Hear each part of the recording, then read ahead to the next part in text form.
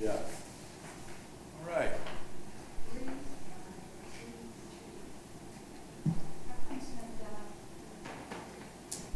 All right, welcome everybody. We're going to go ahead and start. Hold on a minute. I got to get Pedro on the phone now. I'm trying to enter this thing in here. This thing's not doing what it's supposed to do. Where's IT? Oh, see if you can. The numbers aren't.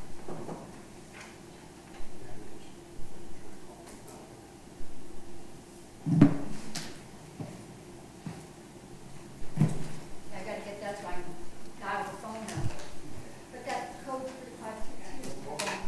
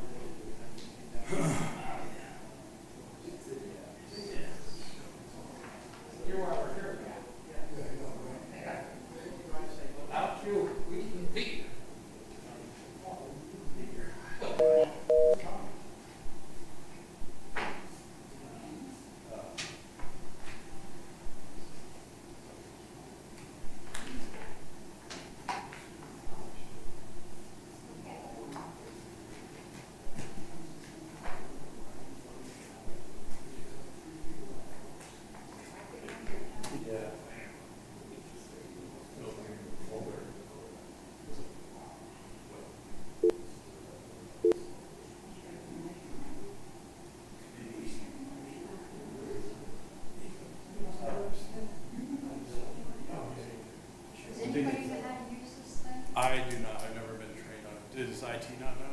I guess call him again. His cell phone rings. Here he comes.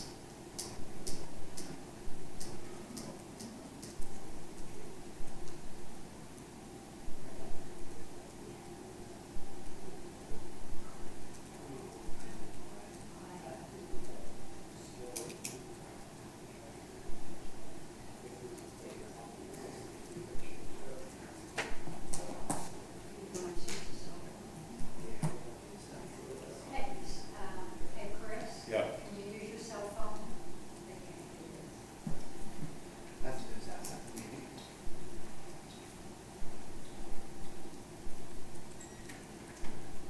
I'll give you the phone number that you need to call. Oh, it's not. Okay. Yeah, What is it? it's 305-613-5302.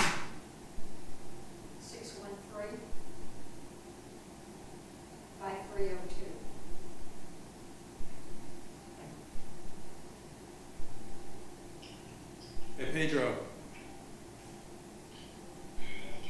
Hey, Pedro, it's Chris. Thank you. We were having trouble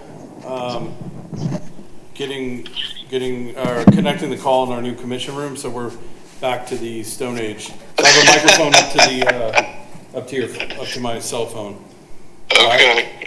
No, okay. Appreciate it. We're gonna go ahead. We're gonna go ahead and get started. I'll do roll call for the police side. I'm present, Chris Kewen. Tommy Blair is out of town. Dan Adavasio. Yep. William Stanley. Present. Joseph Smith. Here. All right. Same for fire. Roll call. AJ Anderson. Present. Myself. Michelle Flynn is absent. Dean Rosenquist. Here. And Stephen Lee is absent. All right, moving on to public comment. Any public comment? All right. And police side, can we move to approve the May 6, 2025 amended disability hearing minutes? So moved. All in favor? Aye. All opposed? Okay. On the fire side, you guys got a chance, saw the email, the minutes, you up to date? Any discussion? Motion to accept? Or do we, Okay, who's first? for minutes? Minutes, Yeah. for minutes. Okay, who's first? What do you mean? Did you guys accept? Oh. Oh, I'm Yeah, sorry. we accepted it, yeah. I think we moved kind of quick. Did PD do their side? Okay. Yeah. Motion to accept? Yeah, I'll make a motion to accept the minutes. Okay. All in favor? Aye. Aye.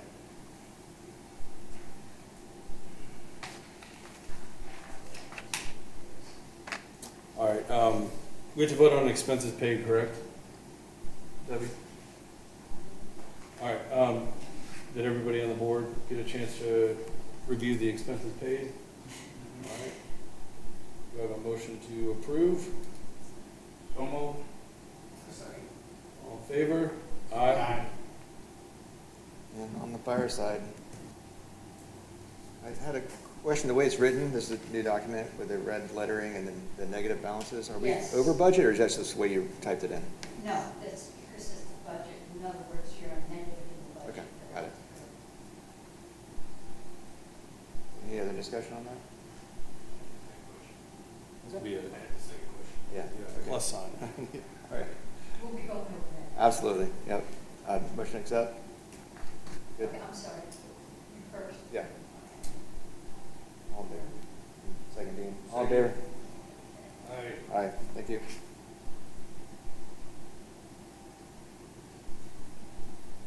All right, moving on to, going to revisit the police budget Yeah. and fiscal year 2025. Right.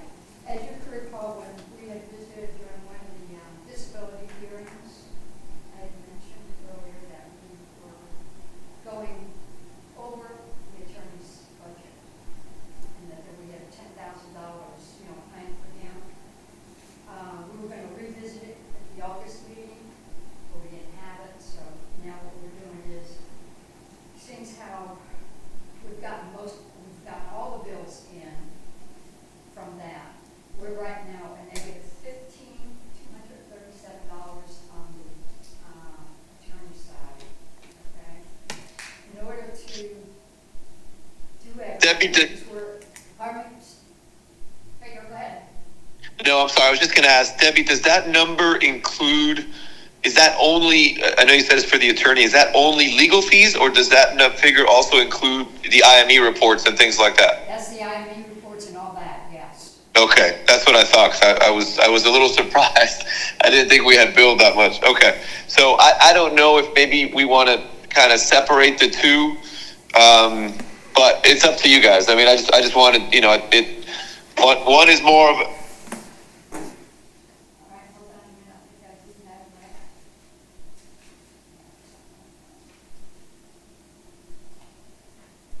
Yeah, on my computer, at home or whatever, I do have, what we spent on the disability is separated out on a separate spreadsheet for the pension, for the, police side. So I do have that. Now, if they want to see it, I can go ahead and print it out on a spreadsheet and have it for next time.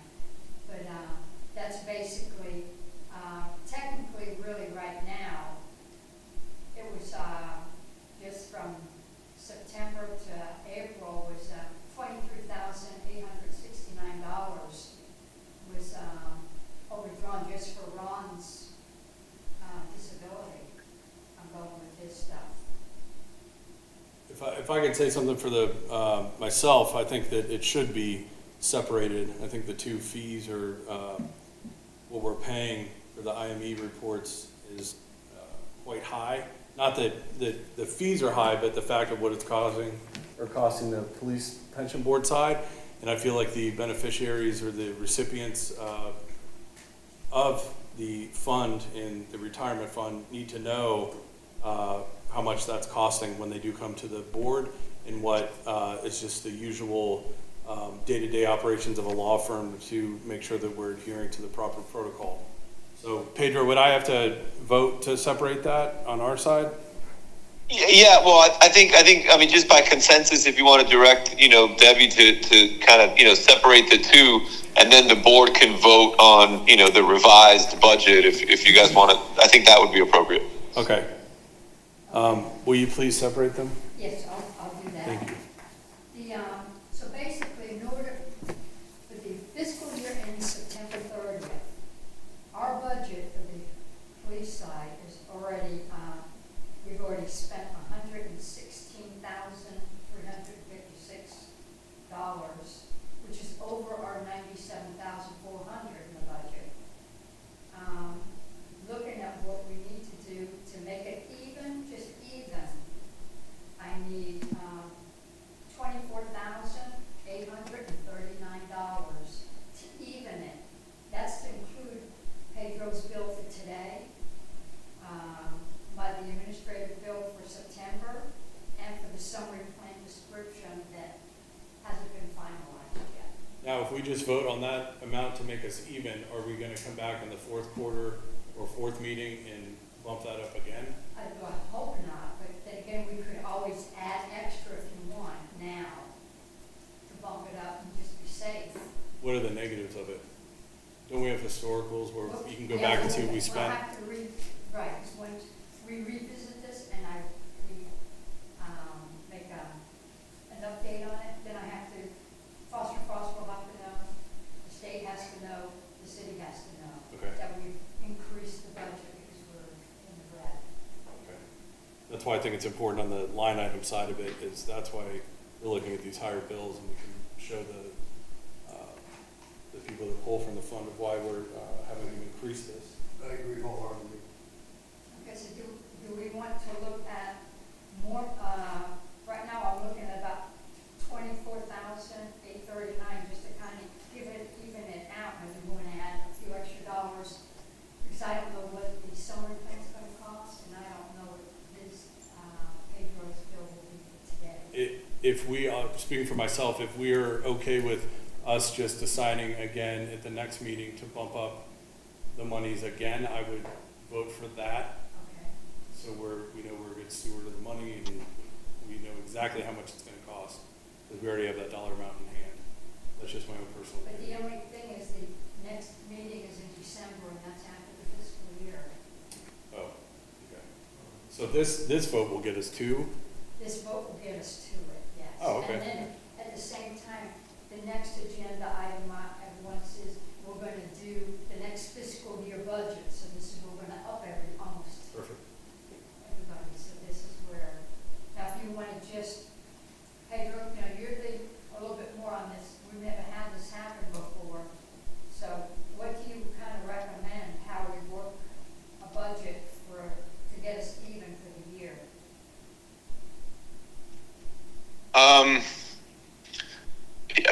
I don't know. I mean, again, I think you can, our legal fees, absent the disabilities are not very high.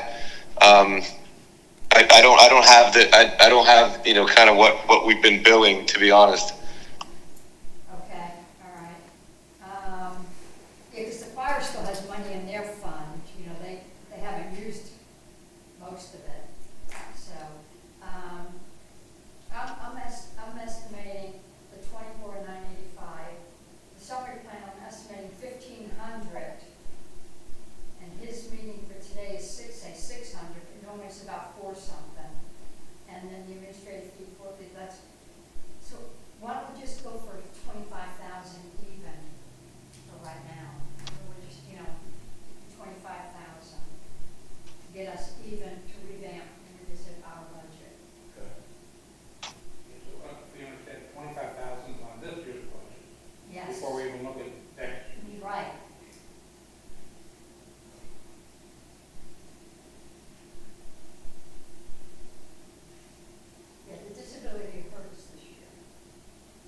and how many have we had on this fiscal? 2? Two.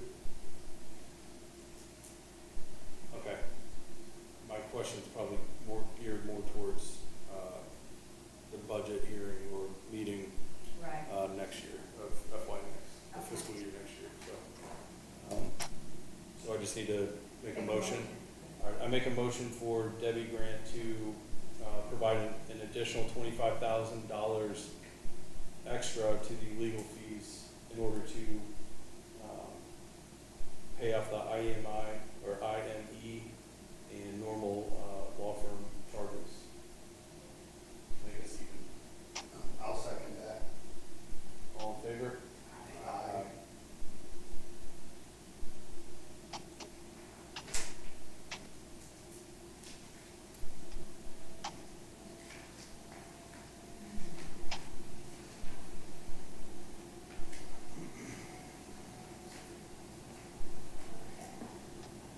All right, so the next on the agenda is my raise. Okay.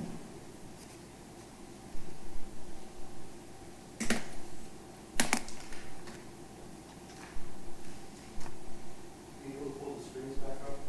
Oh.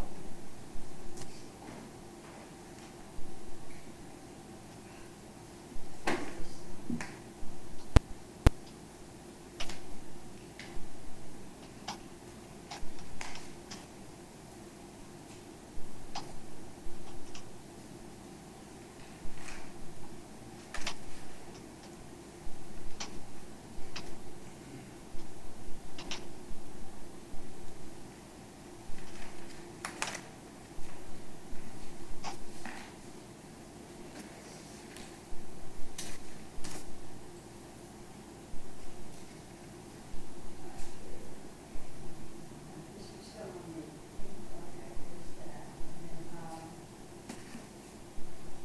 you guys received a letter on the increase. I increased it 3%.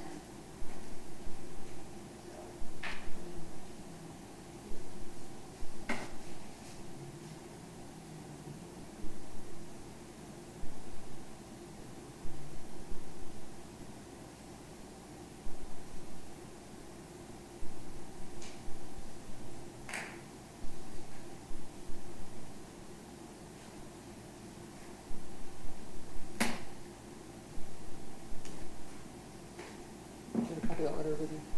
Do you have a copy of that letter with you? I was trying to keep that on my email. I got a copy. Okay, cool, yeah, we're good. Is that 600 total or, Yes. okay. Yeah.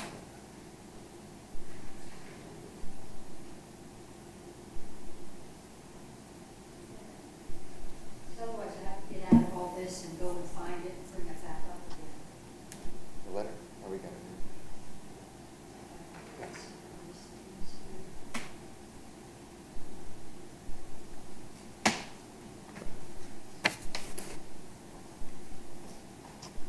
Can you see that, AJ? You able to see it?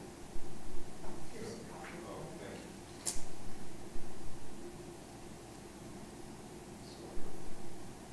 You saw that earlier? Okay.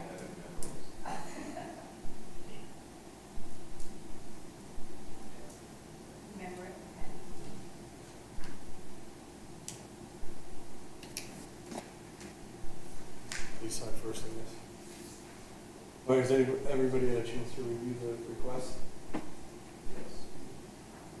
Yeah. I don't have a question on the request, but I had a question for Pedro on our disability expenses, I guess, are so high. Pedro, are we doing everything correctly, or is there a better system or anything that you know of that we could do to handle disability a little more effectively, a little cheap? No, I mean, I think we are, unfortunately, we're as efficient as we can be, but it's somewhat of an inefficient process. And really it's in terms of the record gathering, right? Everything else, moves pretty quickly, pretty efficiently. It's just things get held up generally with, when we're requesting records from doctors' offices or hospitals or, treatment centers or rehab places. So that's really where the biggest, kind of time suck happens. We will send out 1, 2, 3 letters, but we'll usually get the response on the third. So I think you are handling these things in the same manner that all of my other plans do. And so I don't think I don't have anything really better to suggest. And it's just unfortunate that that's just part of the process is we have to our due diligence, right? We have to collect these medical records, and everything kind of stems from that. The IME that the board selects, the board physician, and they typically will not. We can't schedule the IME until the doctor has all the records, right? And so that's another. It's just one kind of plays off of the other. Okay. And I just want to check ourselves every once in a while. Yes, sir. That's a good question. And Pedro, Bill Stanley, police side, even as much as it cost, at least for the second disability, which was the bigger cost, I believe, if I remember correctly, we saved a little money by kind of having the attorneys talk, I guess, or whatever, we voted for that, so. Is that correct, We did. Pedro? We did. Yes, sir. That might be something. I guess we learned from that. That's something we can maybe get ahead of time. Maybe save a little more. I've collected all the information. There isn't like a firm that can do that more efficiently than we do, so we can pay less money to collect all that information, that they do that for a living, or anything like that out there. I think these discussions are more for the next. No, I mean, I think actually, the money we pay really to collect the records it's obviously it depends on the amount of records, the volume, right? They charge kind of by the page, almost. So it could be as little as $20-$30, or it could be $500-$600, right? But that's just really dependent on specifically that scenario, how many records, how many doctor's visits, etc. Whether we send out the letter or somebody else does, I don't think it's going to be any better or faster. It's certainly not going to be cheaper, because that's just whatever the physician or the hospital or the treatment center, whatever they charge, that's just what they charge. We don't charge anything on top of that, right? Those fees are all strictly costs. We pass those costs on to you, whether we pay them first or have and get reimbursed, or you guys cover them, and we ask Debbie for a check. But that's that's just the cost of it is whatever the provider charges. Okay. I didn't mean to interrupt, but I just wanted, do we need to know some new information when we go over the new budget? I think that's the next item. Right now we're on Debbie's salary. I think we need to just vote to approve that, and then we can discuss the budget stuff in the next item.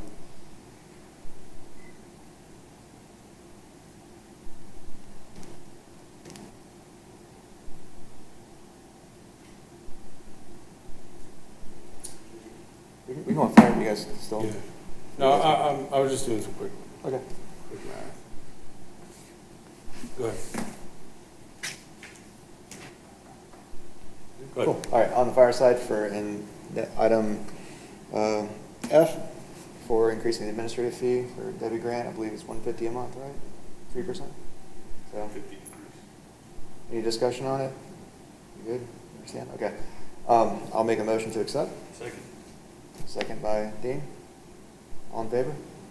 Aye. Aye. You said 3%? Yeah, it's the 3% increase as outlined in the letter. $150 per month. I guess my math is off. It hasn't been updated in 3 years. I thought it's 450 to 600.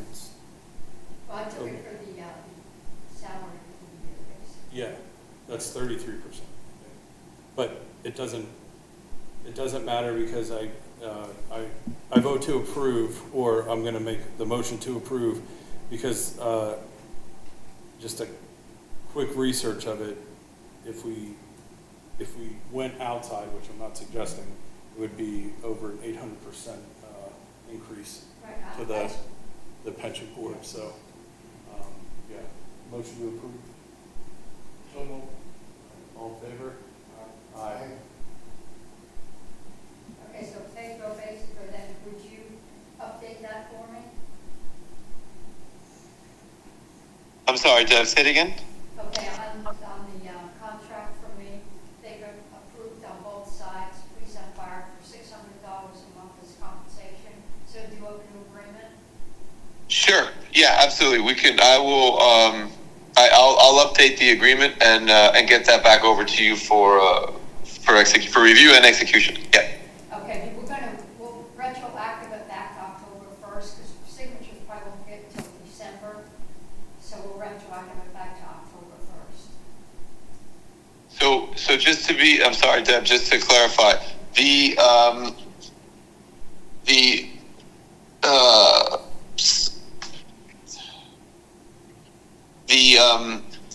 raise is for $600 per month, Yes, effective. You said December. no, it's October 1st, but yet we won't see each other again until December. I got you. I'm sorry, I misunderstood. I got you. Yeah. Yes, ma'am. I'll get that over to you. Okay.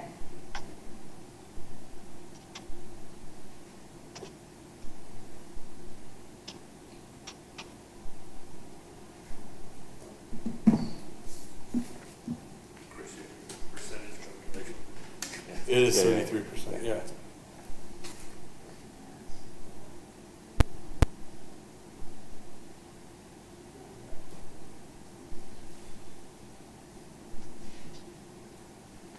Do we need to change that on what's provided in the packet online? So Debbie, can you just change or have on the minutes that the Debbie Grant increase, the line item is 33%? Yeah.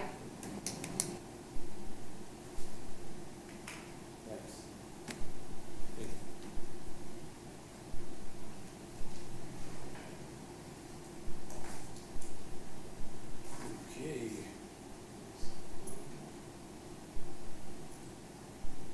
All right, moving on to the proposed budget for fiscal year '25. Now, you guys got copies of that, correct? Yes. I sent you copies. Right. Now, looking at, I went out on there today now, the, on Pedro's thing, now his is up 4% each year on his thing. So right now it's 10, we have 10,000. The fire department hasn't gone over their budget because they haven't had a disability. They've still got $5,530 in their budget. So I'm asking the board either stay at the 10,000, hoping we don't have disabilities, or increase it by another maybe 5,000 just to be safe. You know, it's up to you guys how you want to do the budget. Did you say if the escalation was 4% annually, or? Yeah, his is 4%. We're still capturing it now. We have like 5,000 left, you said? We're about ready to close, we got 5,000. We're good, so you buffer. Yeah, we can approach it It'd next be a quarter. buffer, basically, yeah. We're still within that range. There's other line items that are going to come up on sale and foster.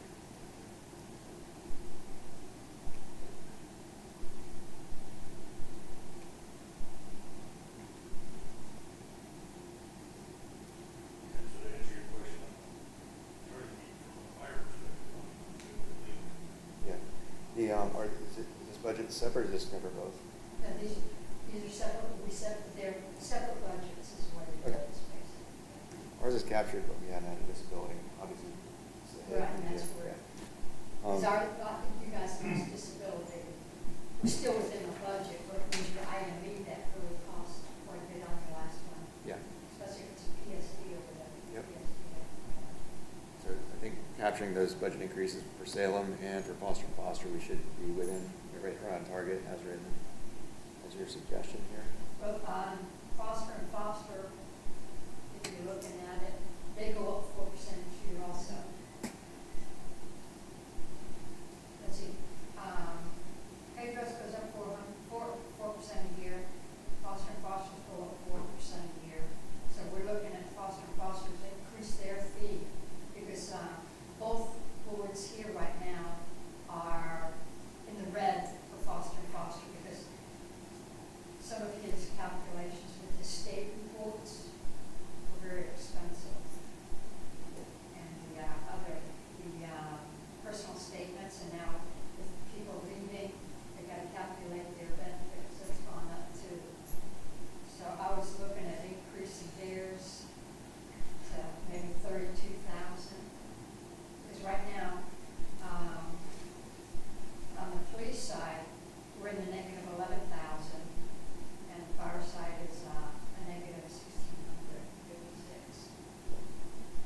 I think it's prudent to follow your suggestions on your Just draft. increase it.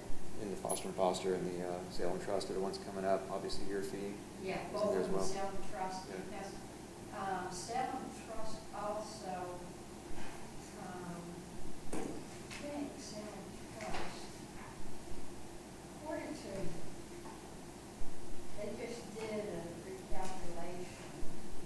And on their administrative fee, last administrative fee that I gathered from, on the site was in 2017, that they have not increased anything on theirs. And I was going to get with Salem Trust to find out. And then on the fire side, so that's just what's in, and this is good for 2 years, is what it is, every 2 years. See, but my problem comes in is I have different things for the, for Salem Trust. Mine here for the police, it's good for 3 years, and the last one was in July of 21. The same thing with the fire, theirs was in 21, October. So they haven't had no increases, so I need to check with them, find out what they plan on doing. We don't have that data at this point though, do we? No. So we can add this buffer now, we can obviously amend it Right, later. basically, if I look at Salem Trust, they're already finished, they're finished for their fiscal year. Already got theirs. Our gap is pretty, it's tight, but it's Yeah, negative, but not and much. plus too, don't forget Salem Trust also takes a percentage of what we make.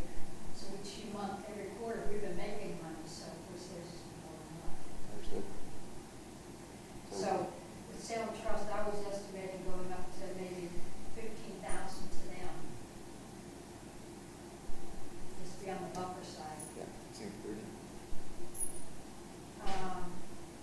Mariner, they're good for another year, I believe it is. So There should be a they're fee, good. in fee guarantee for at least another year, Yeah, yeah. they're guaranteed for another year, okay. So we're good with them. Okay, mine is increased. The other thing is, the cyber insurance and liability insurance, right now I'm keeping it the same. I do have, RFPs, but they haven't been, it's too soon to put out RFPs to find out who might be the next candidate. So I'm going to keep it at 6,500 for this year. And then the IMEs, which is your independent medical exam for disability, is 7,000. Now, the police went over it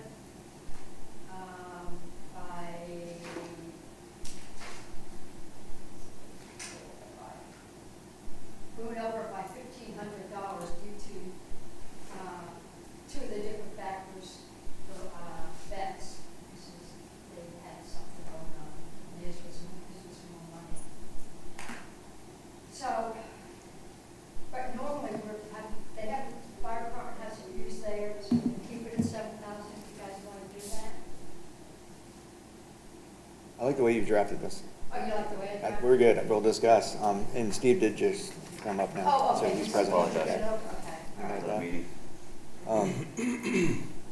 Any discussion on fireside for the proposed budget, the admin fee, the Salem Trust increase, a buffer zone, and the Foster and Foster, a little bit more of a buffer. Pending data on the, was it, on the one bidder, was that Salem? Yeah, and the cyber. So those may be increased later, but I think we're good with the buffers we have. We're right on target, within range, Right, it's not and then elevated, the so. travel and education is right on target. This year, you only spent $515 on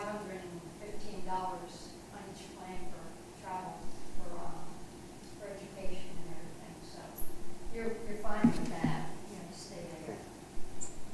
Motion to accept the fireside? Motion to accept. A motion by AJ. Second by me. All in favor? Aye. Motion so passes.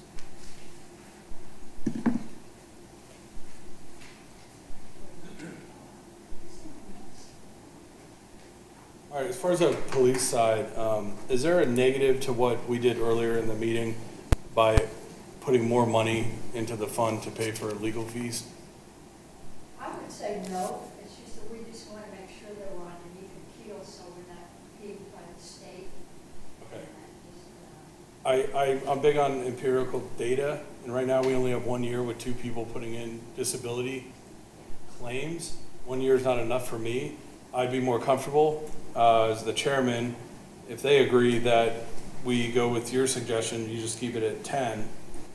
And if we need more money, then we move that money forward towards the end of next fiscal, because we will actually have proof to who we represent, that we have proof right now that we owe, the law Right. firm more money, or Okay, all right. Sugarman, or whoever it may be. Right now, we're just guessing, and it's on a, Okay, so we want to keep, payroll at $10,000. We're going to do, the, 15,000 for sale and trust. Marital right now is stated 26.5. Foster, we're going to go up to 32,000. Mine would be 7,344. And then liability insurance and cyber stayed at 65. And then, 7,000 for the, IME, and travel stay with that, right? Is that what we're there for? I agree with that, gentlemen. You have anything? So basically, the total budget for the new fiscal year, looking at it right now, we have 114,344. I'm sorry, I figured that off. It's 109,344. Correct. Okay? All right. Am I good to make a motion? Yes. All right, I make a motion to approve the proposed budget for 25, 26. I second that motion. All in favor?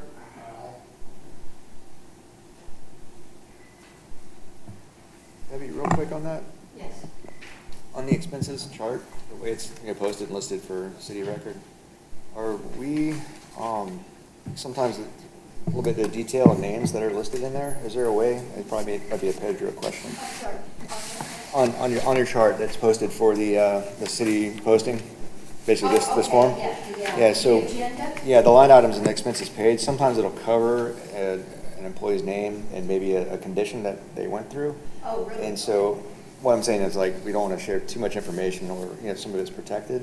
Right. So somehow, how much should we disclose versus how much is enough to document that line item exists?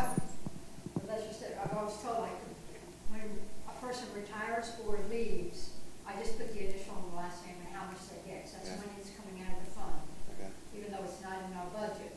But I've been told to put it in as part of.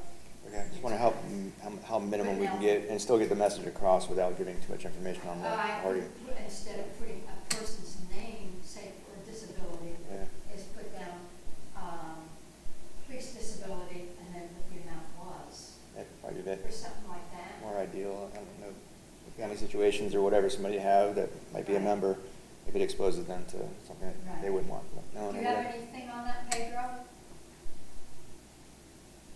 Pedro, are you there? No, yeah, I'm here. No, ma'am. Yeah. Well, the question was basically like for a line item on the expenses chart that we post for the city for the notice of hearing, that it would have a name and maybe a condition listed on the line item if it was an expense paid, whether it's disability or termination or Oh, sure. whatever. So is there a minimum? No, yeah. Yeah, what are we required to report on that form, is what, I guess what the question would be. And can we sanitize the name? So you're required to report everything with the exception of your investment management fees. Okay, so You like, can include them as well if you like, but you don't have, that's not required by the statute. the question would be posting a member's name and a condition, whether it's termination or a disability or something of those lines, whereas we don't have to basically express that information on this, very public document. Right. What would be the minimum that would meet the guideline for reporting on this form? It's just basically, this is a notice of meeting, and Right. I think you can just have, maybe if you want, disability, the person's name and disability hearing, I think that would be sufficient. You don't have to describe what it is or I mean, obviously it's a public meeting and anybody could go, but, but for purposes of the agenda and things like that, you don't need to be that specific. Yeah, do we have to specify a name on that list, or can we just keep it like police member, fire member, whatever, very generic title, rather than actually naming an individual on the announcement? No, you can keep it. You can keep it as police member or firefighter member. I think that would be fine. Okay. I don't think that would be an issue, or I don't think that would be, misleading the public or anything like that. So I think that would be fine. Understood. Yes. Yeah. Yeah. It's a good question. Yes. Yeah. To answer the question, going back a few years, we did have a member come after the board to a degree about giving too much personal information. I believe that challenge was overcome, but I just want to make sure that we're sheltered from. It's funny. I remember that was luckily that was resolved just after I came on board with you guys. But I do recall that. Yeah. But no, yes. To your point, you can certainly just include police officer or firefighter, disability proceeding or disability hearing. Yes, that would be perfectly fine. Cool. Okay. Understood. Yeah. Thank you.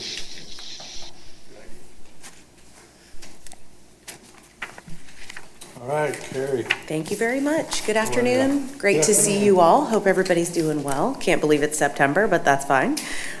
Starting with your June 30th books, which feels like forever ago, but that's okay because I do have updates for you through yesterday. But just kind of opening our books, there's a little bit of a Mariner commercial in the front of your books this quarter. And we did that because April 1st marked 1 year since & our former firm, joined Mariner. And so we just include some stats there to let you know how things are going. In summary, we're pretty happy with where things are. We did still, for I believe the 4th year in a row, we won a Coalition Greenwich Quality Leader Award, which we were happy about. Obviously, when you're in transition, some of that stuff is not always a given. And we have retained, through the end of March of this year, 99% of our clients and our employees. So I think all we're trying to say here is we're pretty happy with where we are a year later. Hopefully you are too. We wouldn't be here without you. Anytime we include these firm updates, really the point is just to say thank you. Thank you for your business. It's a pleasure to work with you, and we would not achieve these things without the partnership. So I will keep the commercial short. I think you all know who we are and what we do, but if there's ever any aspect of the firm that you would like to dig into, please feel free to let me know, whether that be kind of at a meeting or off to the side. Happy to always answer any questions that you might have. Yes, absolutely. So starting in page 6 of both books is where we get into the economic data. And I think this quarter was really, unexpected is not a strong enough word. I think when you think about where we started the quarter and where we finished, the numbers are incredibly remarkable. So we started back in April. We knew that Liberation Day was coming on the 2nd. We were going to hear what the tariffs were going to be. Markets really thought we would either get flat tariffs or reciprocal tariffs. We got both on April 2nd, very violent equity market sell-off. Just about a week later, we started seeing exemptions and we kind of went to waiting periods and exemptions and rollbacks and caveats. And so from that point forward, really, markets sort of ignored what was going on in the background and the fact that tariff conversations were still going on. Not to mention, the geopolitical situation both in Gaza and in Ukraine. And you can see the numbers for yourselves. They're pretty incredible. The S&P was up almost 11%, and mid and small caps were up about 8.5%. So we started the quarter with this, tariff fears, concerns, ended with more exuberance over the AI trade. So quite a bit of the names that did well did continue to be your NVIDIAs, your Broadcoms, anything associated with chips, with data centers, with kind of production and usage of AI really led the way across all segments. As I mentioned, the S&P, it's those names you've heard me say quarter over quarter. Even within mid-cap, it was kind of some of the crypto names and Robinhood, so that theme really permeated here in the U.S. But the value side was also positive as well, not nearly as much as the growth side, but very good quarter, I think, all things considered, and you'd have no idea looking at the numbers what was going on in the background. Within international equity markets in kind of orangish yellow, pick an index, they were all up about 12%. So the dollar has depreciated in 2025. That's a nice tailwind when you're buying equities in local currency and translating them back. Also, Europe, I think, kind of all things considered, has held up pretty well. The European Central Bank was cutting interest rates. And some of that kind of dollar weakness and some of that capital flight that you saw leave the U.S. actually went overseas and put all that together, and it was a good quarter for overseas equities too. And then within the bottom third there, within fixed income, that index was up over 1%. And rates didn't finish a whole lot differently than where we started the quarter. There was a little bit of a drop in the belly of the curve, a little bit of a pickup at the end. But essentially, that's coupon coming off of the fixed income index as well. So very good quarter. We were slightly negative last time we saw each other. This one moves the needle significantly into the black. It was the kind of quarter that you hope for in an entire fiscal year. So I think that's a really good thing. And when you see the numbers, I think you'll be pleased at where that places you so far, and even up through close of business yesterday. So pretty remarkable considering all the things that are going on in the background, how sort of price to perfection markets really have been. Any questions on the economic piece? So hearing none, I will move on to page 16 in your books, which is where your investable assets schedule starts. And just as a reminder, this is a 10-year look back. You can think of the gray segment on the bottom as your kind of dollars in minus dollars out if we were not investing. The blue line is the market value of your fund. And so the space between the gray, kind of above the gray and below the blue line, represents how much market value growth has taken place in your fund. And for the fire plan, you can see you all were just over 20 million, about 20 million, 100, I'm going to round up 153,000 to end the quarter there. Nice 10-year return of just about 7.7%. Police, you all were at about 19,776,000 if I'm rounding, about a 7.6% for your fund over those 10 years. So very nice growth for both of you. No doubt we've had volatility, we've zigged and zagged a little bit, but definitely hitting that longer term assumption on the 10-year and very nice growth over time. Looking at sort of the 5,000 foot view of the funds on the next page, which is 17, fire, you all were about 52% in domestic equity, a little over 16% in international, just shy of 16% in domestic fixed income, a little over 4% in global fixed income, 10% on the nose in real estate, and then a couple of percent in cash.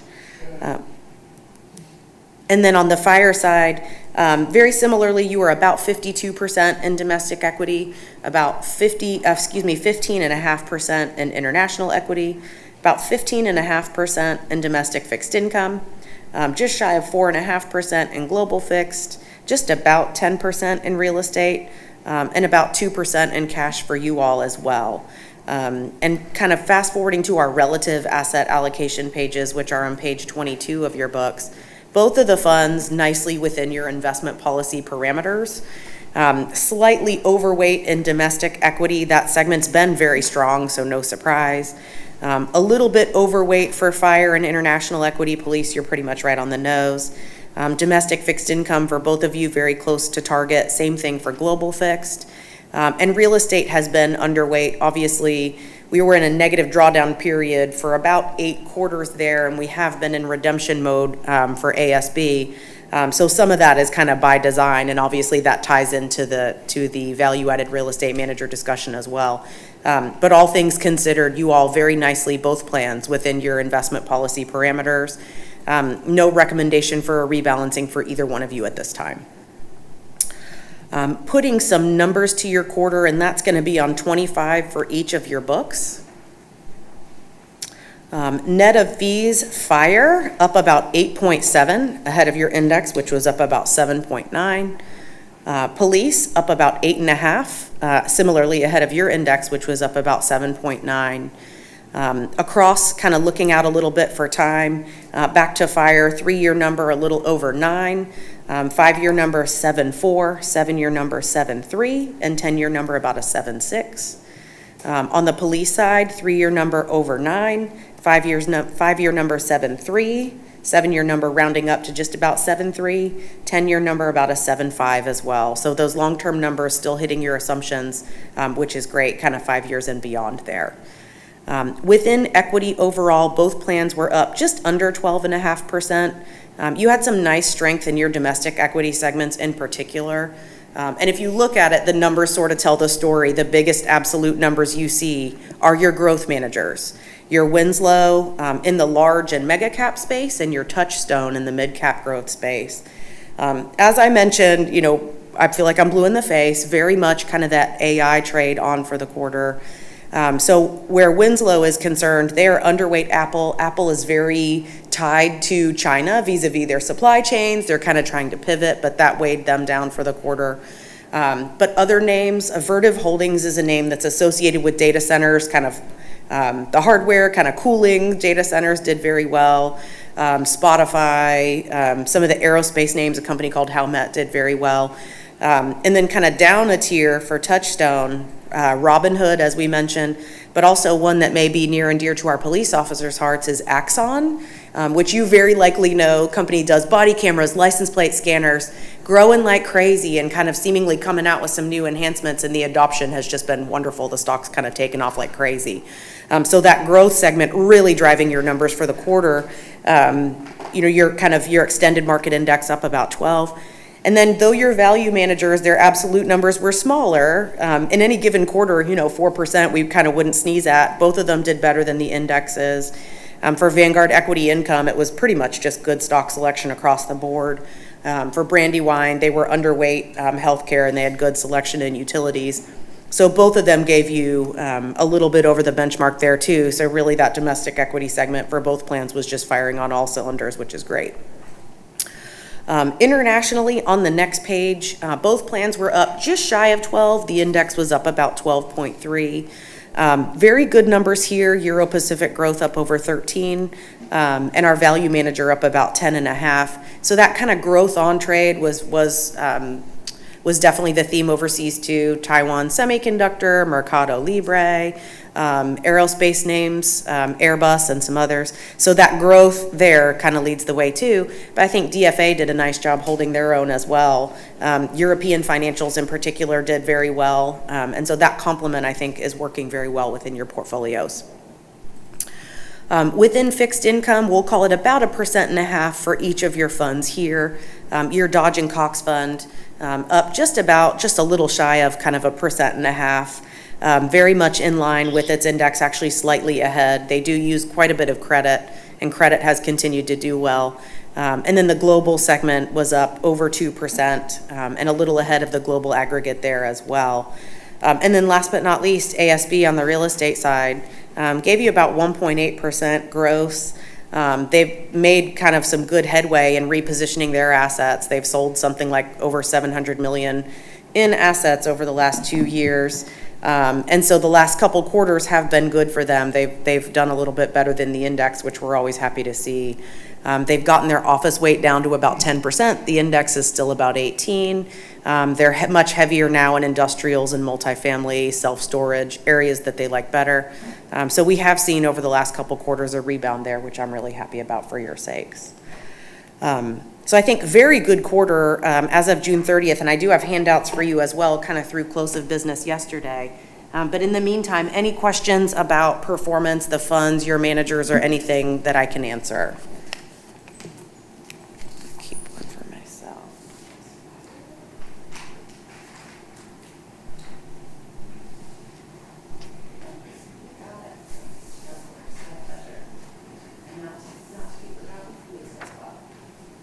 We'll have to mail one to Tommy because he's always the one that wants to see the top report.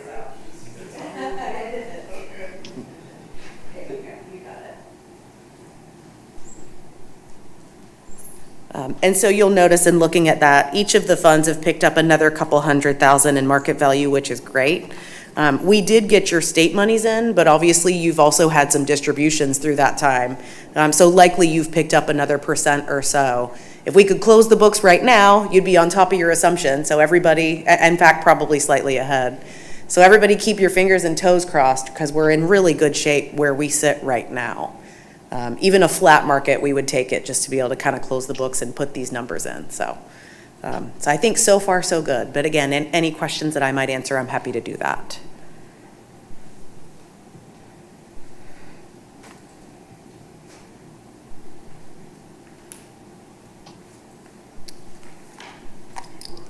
Yeah.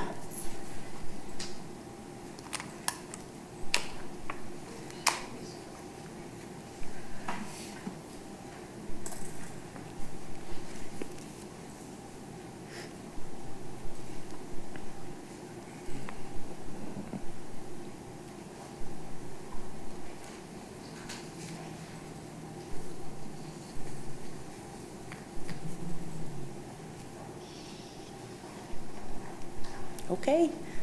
So hearing none, I just wanted to circle back on the real estate debt review. I know Fire had kind of opted to take a look and maybe revisit at this meeting what we initially discussed in May. So I'm happy to go back to that just as a refresher. There were two firms that I had showed to you, a firm called Bloomfield Capital and a firm called Mavic. We like both of these funds in the real estate debt space, so they will buy loans, liens, et cetera, in the commercial kind of real estate space. And there's not a lot of lenders lending to kind of real estate owners right now, so it's a particularly good time, in our opinion, to look at a space like this to round out that last 5% of real estate. And just as a refresher, I had recommended Mavic to you all. They're a little bit further out on the risk and return spectrum because they will do preferred equity and common equity as well as kind of ownership. But they've done a really nice job, in my opinion. They currently, right now, they had estimated they'll do about 25 investments in the fund. Right now, there are about 11 currently investments in the fund. And it's at about a 24% gross return with those 11 investments. So I'm not afraid of kind of that higher risk return. That this is their second fund. I have investors in their first fund that have done very well. Vic Uppel, very well experienced in this space, as well as his team. His team's been managing together since 2013. And also their fees are slightly better than Bloomfield at a management fee of 1.5%. Versus Bloomfield's 1.75%. The hurdle is also a little higher for Mavic. They have to hit an 8% hurdle before they share in 20% of the profits, where Bloomfield's is 7.5%. And the terms are a little bit more favorable as well. So I think you get a better, kind of a higher return profile from Mavic. And the fees are slightly more preferable as well. So in summary, that was why we got where we got at the last meeting, but I'm happy to dig in, in greater detail if anyone would like me to revisit any aspect of this. From the fire side of the channel, you want to do a little more research. Yes. I think I saw an email where she said she would do. Also,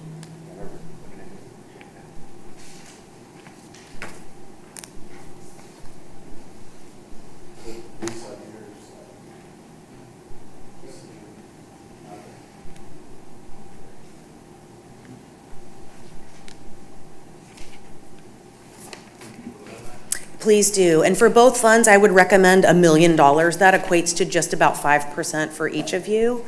So yes, please do, so that officially we'll kind of get that in the record. And then Pedro, their next and last close is December 10th. We should have plenty of time. Lakeland is in this already, so hopefully we can kind of iterate on what we did for them. But just so you know, their next, which is their final close, is December 10th. Yeah, thank you. I appreciate the ample time. Yes, absolutely. And I'll connect you with the right, assuming that the votes go the way that I think they'll go, I'll connect you immediately with the Mavic team so that you'll have plenty of time. And I apologize, and I know you guys just went through this. It was just kind of cutting out. The board elected to go with Mavic. So that's the way we seem to be leaning. The official votes have not taken place, but that Okay. that was my recommendation, and I do believe, based on the sentiment in the room, that's probably the way it will go. Sorry, thank you. I That's thought I okay. had missed the vote. I apologize. No problem. All right, well, go ahead. We'll give a motion to accept that. all in favor? Aye. Aye. Sounds on Fireside, and Carrie, Mavitt is the company? That's exactly right. Yes, Mavic, that's And right. where's that fund source coming from? What are we So transferring? what we will do now is take from where you're overweight when we get capital calls. If your allocation stays exactly the same, it would come from areas like equities that are overweight because your real estate is right now underweight. So what we do when we get capital calls is typically pull your market value and take from where you're overweight at that time to get us back to that 15% in real estate. Any discussion on Fireside? We're gonna make a motion to accept his recommendation, going with Mavitt as described. Motion by me, second by, all in favor? Aye. Aye, motion so passes. Great. I think that's it then, unless anybody's got anything else for me. Thank you very much. Thank you.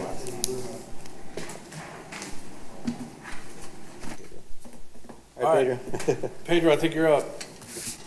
I know you're up. Yeah. Okay. So nothing significant to report on, which is always good news. I just wanted to maybe touch on a couple of things for the board's consideration. So first, I think maybe just it might be best to go through the summary plan description. I'm not certain if you all have had a chance to review it, look through it. But essentially, the summary plan description is really just meant to be kind of the Reader's Digest version, right, of the ordinance. It's intended to be hopefully a little bit more user friendly, and really something where not only for the members, I would say, but I think at least in my mind, more importantly, God forbid anything happens to the members, to someone who just literally has no idea about pensions or about the police department or the fire department or anything else, who the administrator is, right? They can pick this up and kind of hopefully easily discover what benefits are available, what the process is, and I think just even at a very basic level who to contact, right? Debbie, myself, whomever, right? The trustees. So if the board is comfortable with it, then the motion would be in order to approve it, and then we can go about distributing it to all of the current members. Pedro, I have a question. Yes. On the document, the police side. So do you have the document up? I do, yes, sir. Will you please go to page 2 and the paragraph that starts with salary? Yes. Okay, if you go halfway down, it's over the language. So I don't know, I'm sure this language applied in before 1998, but right now, say you gave this if we handed this to a brand new employee, we don't use terms like unused sick or annual leave. We just have one bank. It's a paid time off bank. Does that matter? Because I was yes, confused it does. when reading it. Yeah, it does. We can revise that. I'm sure you would, whatever we can facilitate from the city side, from human resources to help push that along, I'm sure you would need the actual verbiage that's in the employee benefit packet and everything. You agree with Lisa? Yeah. I'd see if yours is different than ours.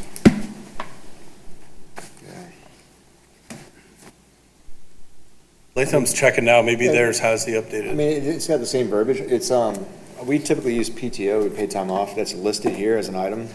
It does give your HR room to change it without changing the SBD if they were to create a sick leave bank or call something vacation time. But right now we call it paid time off, so that's defined in the SBD. But the other two definitions, we don't really have a definition of. Does that make sense, Pedro? It does, and I'm looking at it now, and so we can certainly revise it. I think this was really just language that was taken, directly from the statute and from your ordinance, because it's specifically excluded, right? Accrues, unused sick, and annual leave. But to your point, right? I think it may be beneficial to include, just some language with what is included or what is counted. Is that right? Is that fair? Yeah, I believe like the general terms kind of cover that as far as the ordinance, although we specifically now use, right, PTO. Yeah, I You guys mean, are saying- do you think it's a waste of time? Because if I- not, I'm think we just should- throwing it out there. Well, it gives you the ability to define it 3 different ways. Okay. And for the membership, if they did at some point have a different job description and they were salary and it was called sick leave for some reason, HR changes it, Yeah, then it would be pigeonholed in the SPD to, be a detriment to the member. Does that make sense? yep, and on the other side, if I retired in 1997, I would say, well, what's paid time off? Yeah, true. Because I had, the opposite unused. I just wanted to talk it over. Yeah, no, when I- that's a good question. I think we. So- No, Go ahead. again, I'm happy to revise it and include it. You have a better pulse, obviously, of the members than I do. So, the whole point is so that it's clear, not that we make it more confusing. Hey, Pedro, I appreciate you listening or hearing me out, but we're good with leaving it. I don't want to waste your Okay. time, and I respect Latham's comment, so I think he's correct. I just need somebody to talk me through it. Okay. No problem at all. Thank you. That's all I had. So we just have to approve the SPD, because you changed the, the rear table of content, or the listing of the members and stuff. That was the only changes. I believe that was it. Yes, we changed the trustees, and I think maybe the administrator email. I think we might have changed, but I think that was it. Understood. On Fireside, any discussion? No, I looked through it. And we did try. I apologize. We did go through the most recent ordinance amendments and collective bargaining agreements. So those are covered here. Great. Good. All right, police side, make a motion to approve the summary plan, the updated summary plan description outlined by Pedro. I'll second that. All right, all in favor? Aye. Aye. On Fireside, motion to approve the summary plan description as updated. I'll second. Cool. We got all in favor? Aye. Aye. Motion passed. Next item, Pedro? Okay. Yeah. Okay, great. I guess I'll take this opportunity as well. The financial disclosure forms. Hopefully, everybody got those filed and in. If you have not at this point, I would suggest maybe waiting until next year to file it. But this is kind of my last reminder until maybe next year around May or so. I'll start hitting you guys up again for that. But just wanted to put that on your radar. Also, I did want to discuss. There was a change since we last met, just to kind of close the loop on the legislative front. There was a change to the statutes that affects a current law that we are already abiding by, and so the point here being we are already complying with the amendment, which is obviously a good thing. It became effective July 1st.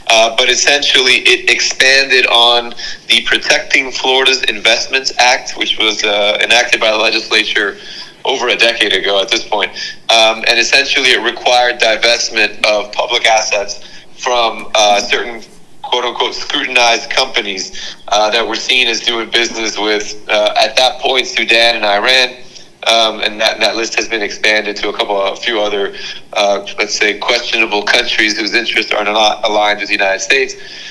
Most recently, as of this legislative session, right? And so it's been kind of coined the anti-Israel bill or the anti-boycott Israel bill.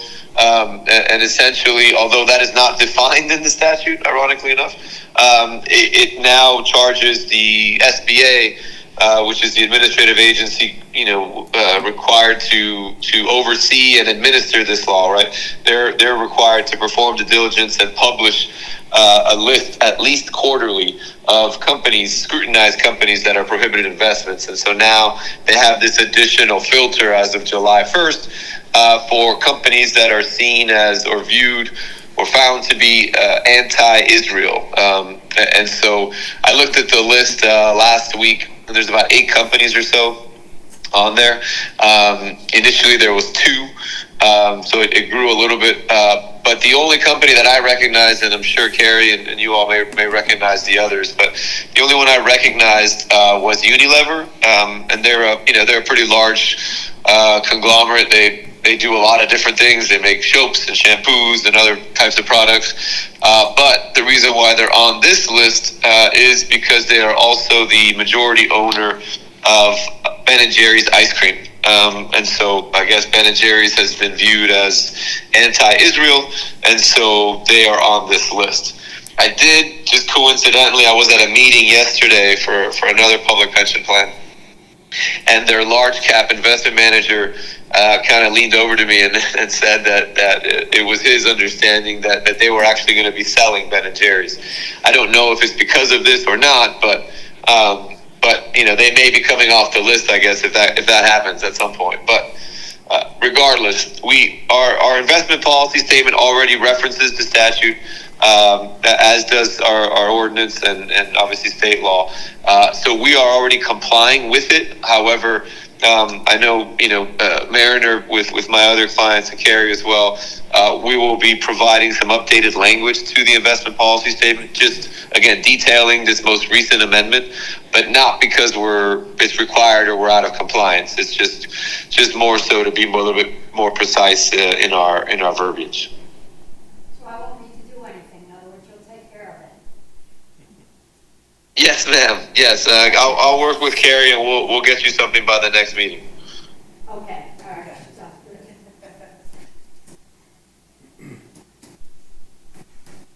Okay. And then I guess, Debbie, the only question I had is here under my report, we have investments and fiduciary standards. I'm not certain what that is or what it is you wanted me to report on. I may be forgetting. I apologize. Yeah, that's okay, that's the same one you were just discussing. Oh, okay. I got you. That was back in 3 years ago, 2023, we had to send that paperwork, and now it's the same thing you were just discussing. Okay, I got you.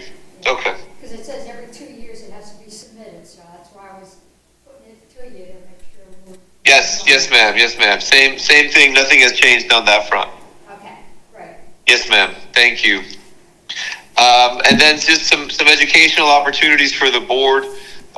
The state is putting on its school next week, not too far from you guys in Daytona Beach Shores.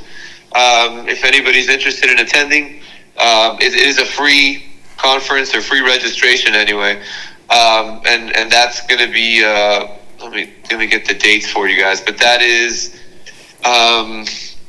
it's going to be September 9, 10, and 11, I believe it is. And then the FPPTA is going to be having its conference early in October.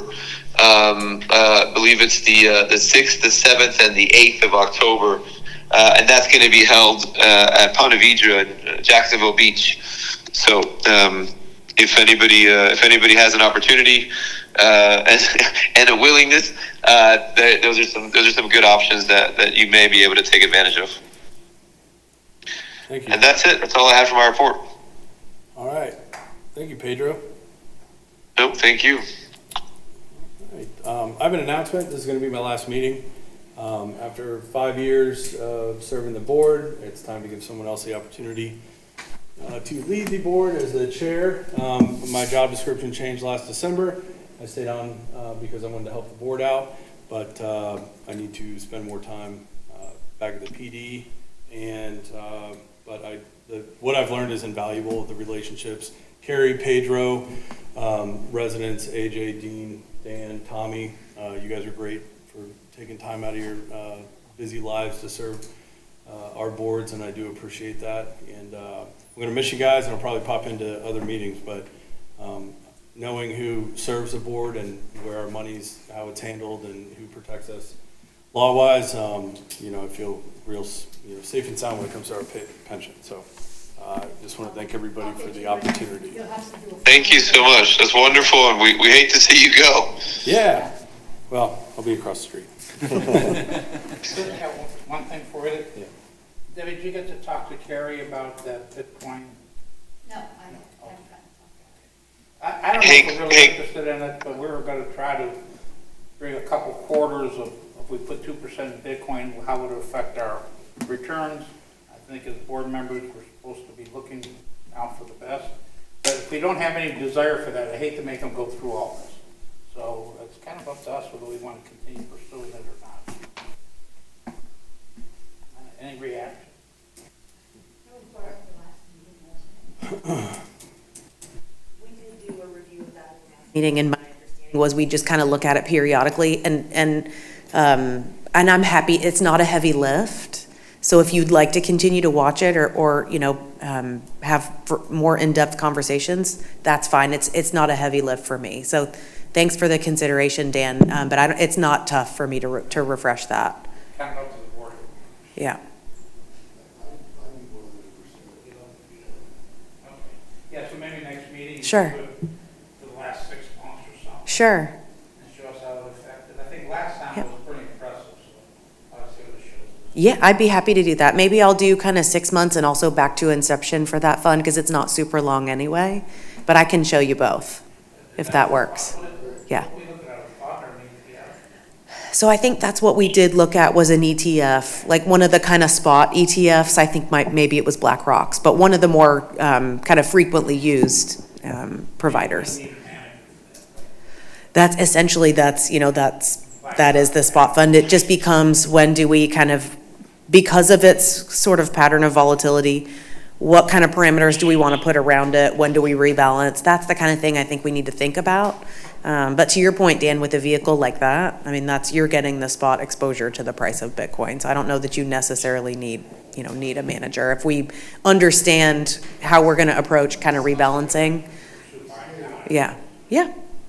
I will make a note to bring that data in December then. Absolutely. Sure, my pleasure. We're gonna miss you, Chris. Hey, Chris, Chris, Sir, I'm sorry about that. Since you're leaving the board, and I know you just did this, you do need to file the form 1F, 1F. It could be the exact same thing you just filed, a month or two ago, but unfortunately, when you leave the board, you have to file that 1F. you got it. I appreciate it. Okay?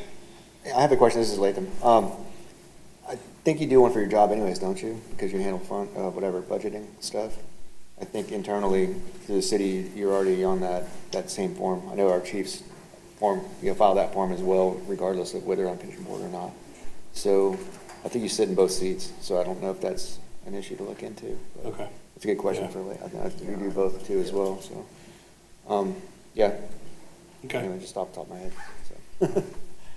Appreciate it. The next meeting is December 16th. 12/16/25. Motion on the police side to adjourn? All motion to adjourn?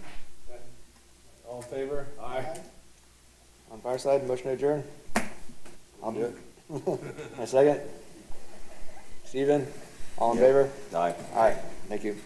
Thank you, Pedro. All right, everybody. Thank you, guys. Chris, anything you need, please just feel free to reach out. Happy to help, man. Thank you, sir. It was a pleasure working with you. Thank you again. You as well. Thank you, bye. All right, everybody. Take care. Bye, Deb.